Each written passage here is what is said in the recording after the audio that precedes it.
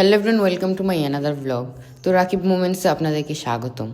তো সামনেই মামার বিয়ে, তার জন্য আজকে যাব নিজের জন্য শপিং করতে। মামার বিয়ে বলে কথা, শপিংটা একটু ভালোভাবে না করলেই নয়।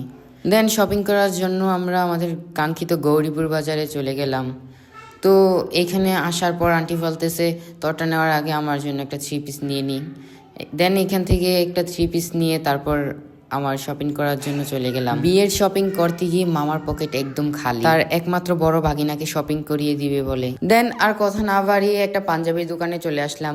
দেন এখান থেকে মামার বিয়েতে পরে যাওয়ার জন্য একটা নবাব পাঞ্জাবি নিয়ে নিলাম।